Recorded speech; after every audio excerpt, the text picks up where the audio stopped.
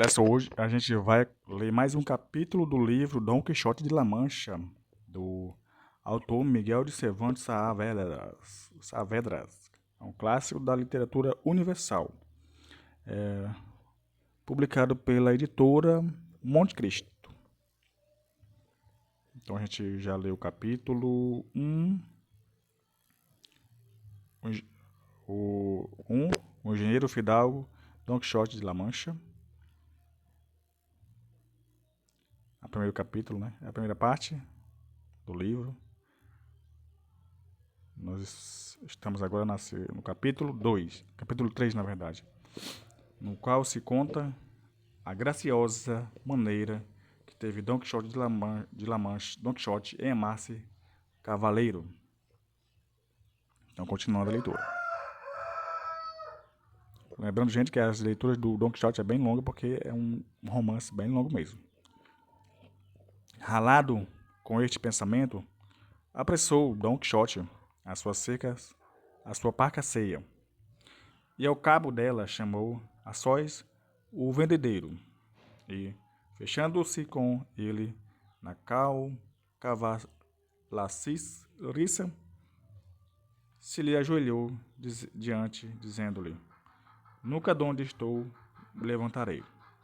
Valoroso cavaleiro, enquanto vossa cortesia me não outorgar um dom que lhe peço, o qual redundará em vosso louvor e proveito do gênero humano. O verdadeiro que viu o hóspede aos seus pés. O vendeiro que viu o hóspede aos seus pés e ouviu semelhantes razões, estava enleado a olhar para ele, sem atinar no que fizeste ou lhe respondesse, e teimava com ele que se levantasse. Não havia convencê-lo, enquanto por fim ele não te disse que se outorgava o que pedia. Não esperava eu menos da vossa grande magnificência, senhor meu, respondeu Dom Quixote. E assim vos digo que, a mercê de vos hei pedido, e que a vossa liberdade lhe afiança.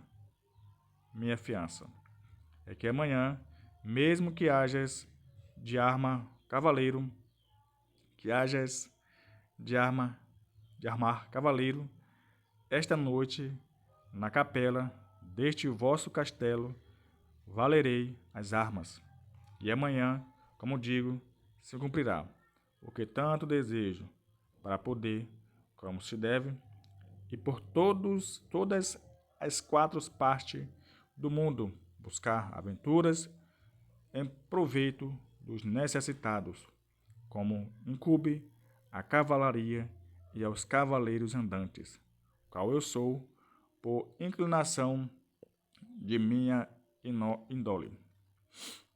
O vendedeiro, que era, como já se disse, folgazão, já tinha seus barruntos da falta de juízo do hóspede, acabou de o reconhecer quando tal lhe ouviu, e para levar a noite de risota, determinou fazer-lhe à vontade, pelo que lhe disse que andava muito acertado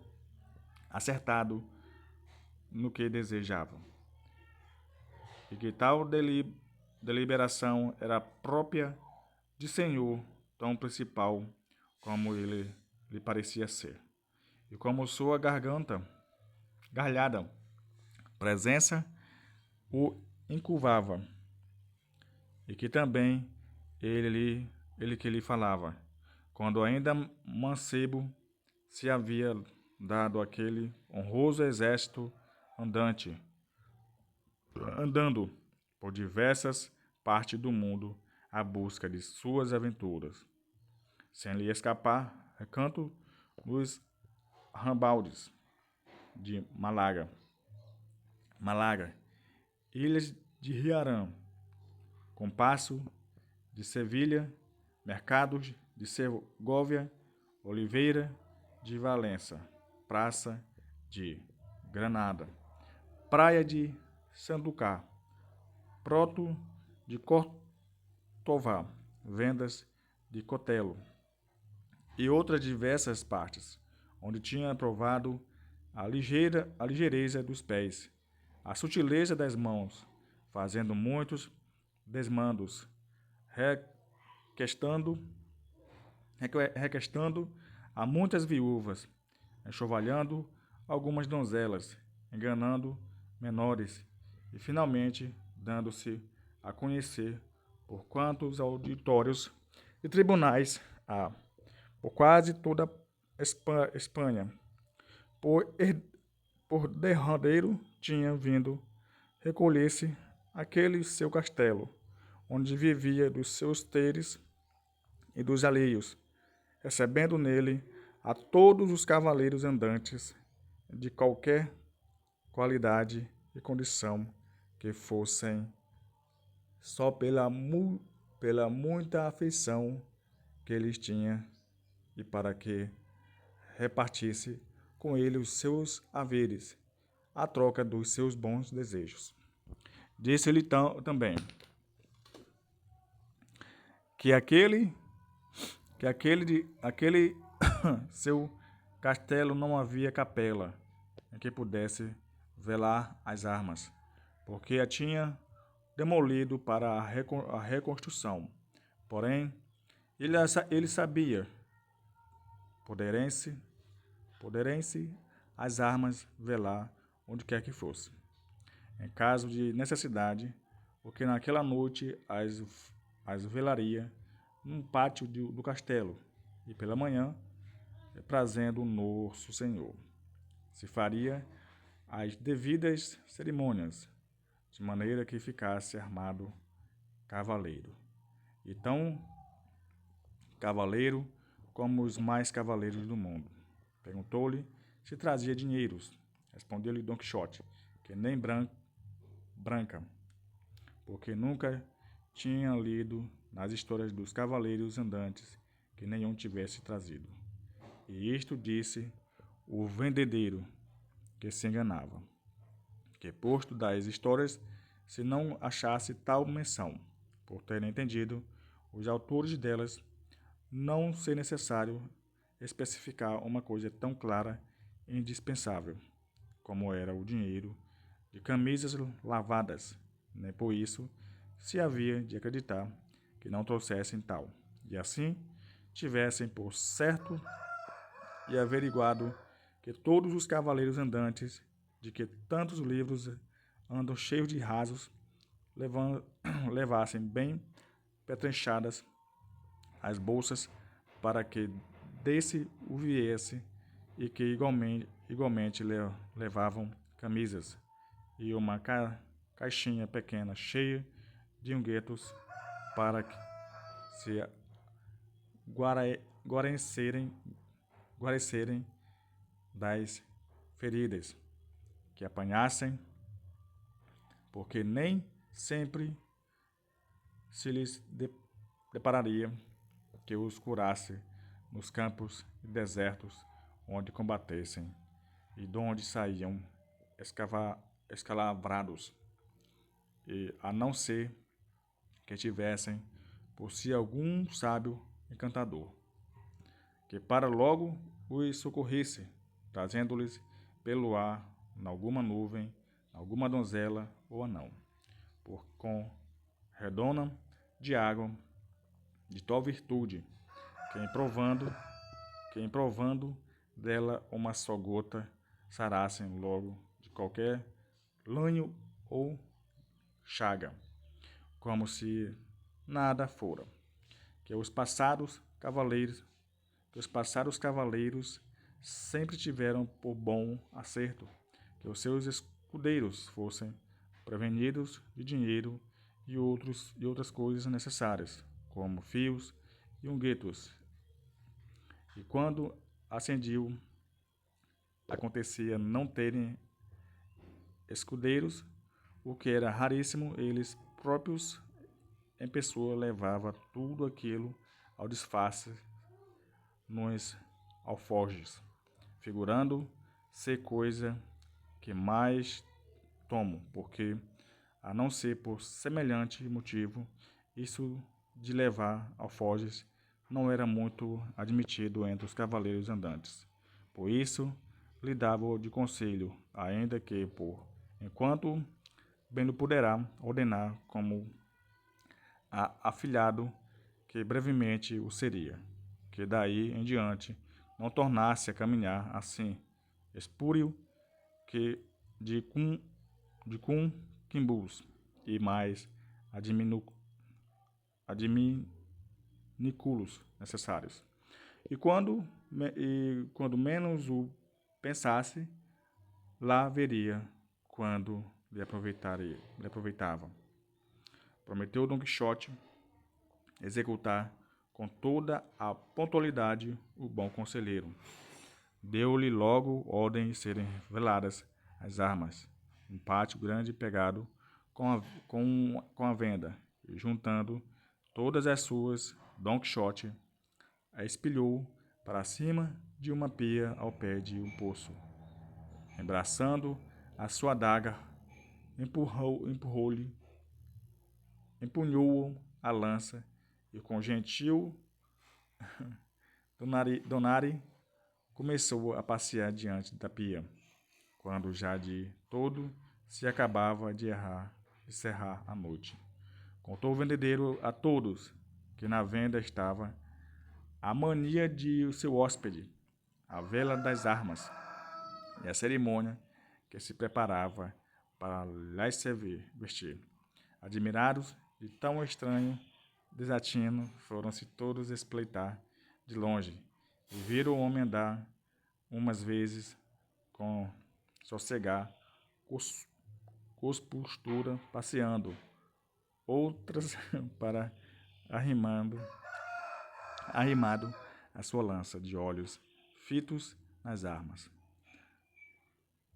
Com ser noite bem fechada, tão clara era a lua, que podia competir com o próprio astro que lhe emprestava a luz, por maneira que tudo quanto o móvel cavaleiro fazia era de todos desfrutados. Lembrou-se este, com menos, um dos arrieiros que na pousada se achava, de dar de beber às suas cavalgaduras, para o que lhe foi necessário tirar de cima da pia as armas de Don Quixote. Este, vendo acercar-se, lhe disse em voz alta: Ó tu, que quer que sejas, atrevido cavaleiro, que vens tocar nas armas dos mais valorosos andantes que jamais cingiu espada. Olha o que fazes, e não lhes toque, se não queres deixar a vida em pagar o teu atrevimento. Não curou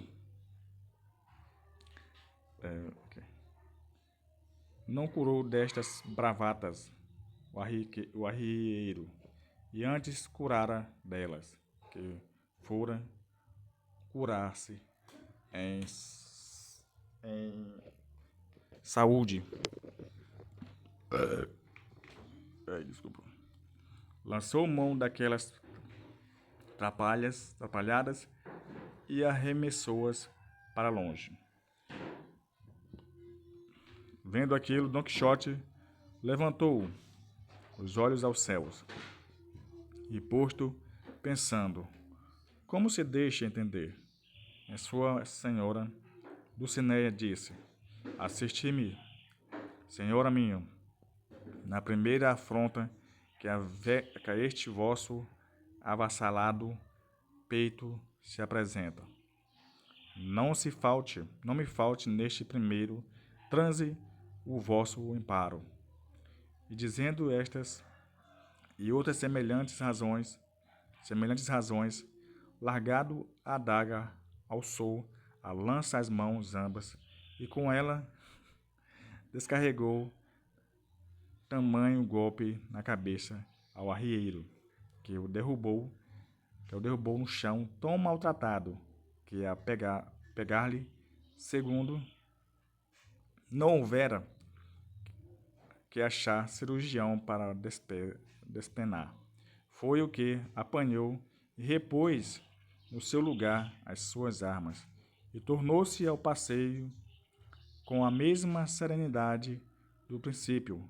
Dali a pouco, sem se saber o que era passado, porque o arrieiro estava ainda sem acordo. Chegou outro com igual intenção de dar água aos seus manchos, e tanto como buliu nas armas para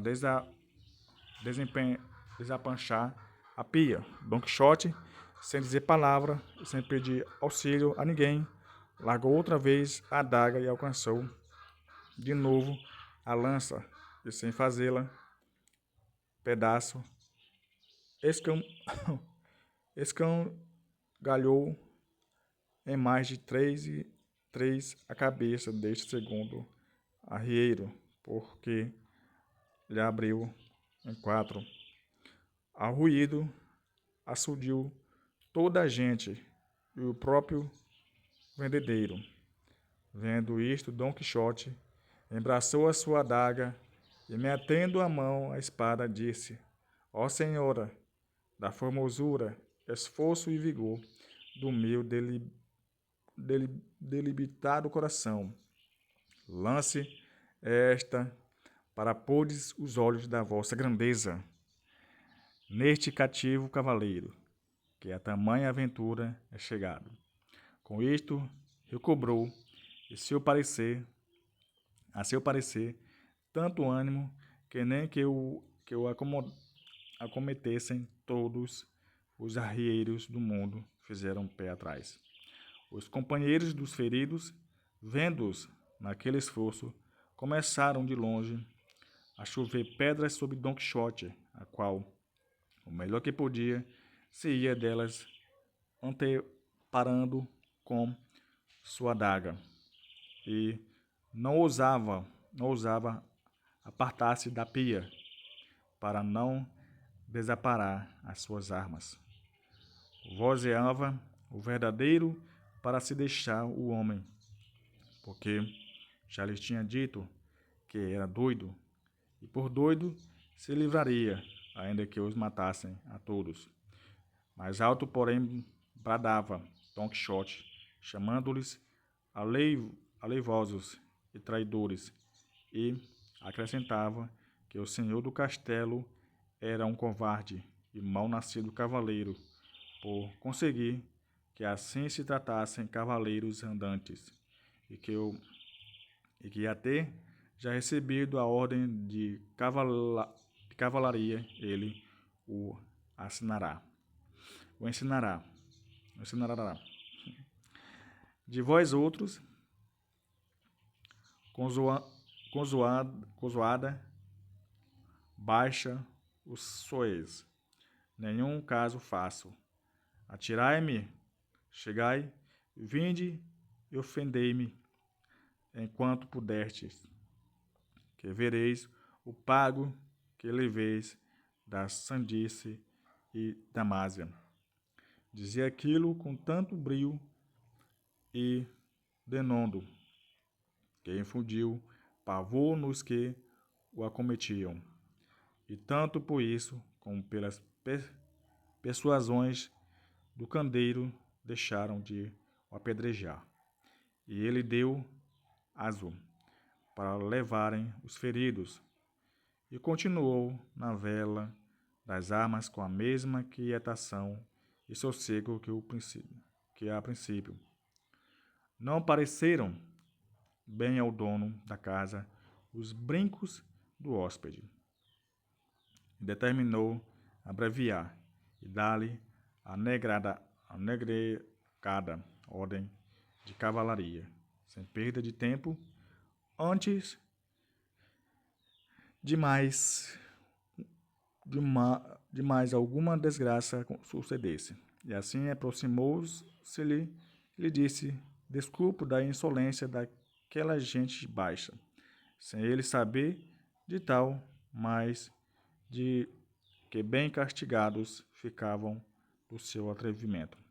Repetiu-lhe o que já lhe tinha dito, que naquele castelo não havia capela, e para o pouco-chito que faltava, bem podia isso dispensar-se, que o essencial para ficar armado cavaleiro consistia no pescoção e na escapadeira, segundo ele sabia pelo cerimonial da ordem, e que isto até no meio, no meio do no meio de um campo se podia trazer, que pelo que tocava ao velar as armas, já o tinha cumprido, sendo bastante 2 horas de vela, e tendo ele estado nisso mais de 4.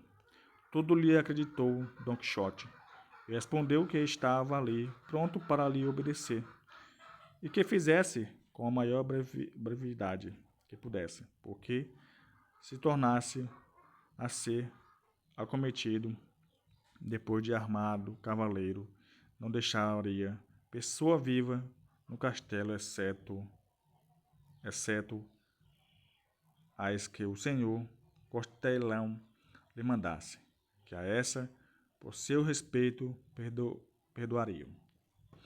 Avisado e medroso, o castelão trouxe logo um livro em que assentava a palha e selava que dava aos arrieiros, e com um coto de vela de sebo que um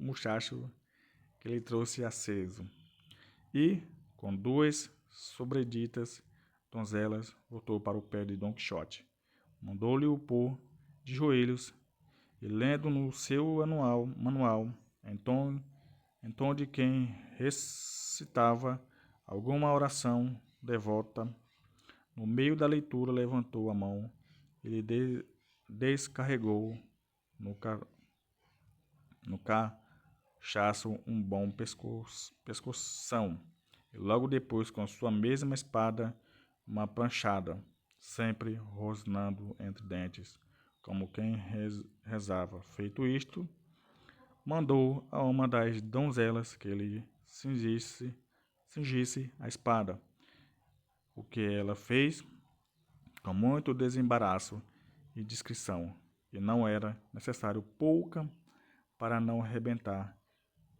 de riso em cada circunstância da cerimônia. Porém, as proezas que já tinham visto do novo cavaleiro lhe davam mate e hilaridade. Ao cingir-lhe a espada, disse-lhe a boa senhora: Deus faça a vossa mercê muito bom cavaleiro, e lhe dê ventura em lides. Perguntou-lhe Don Quixote como se chamava, para ele saber dali avante a quem ficava devedor pela mercê recebida, porque era sua atenção repetir com ela a honra que viesse a alcançar pelo favor do seu braço. Respondeu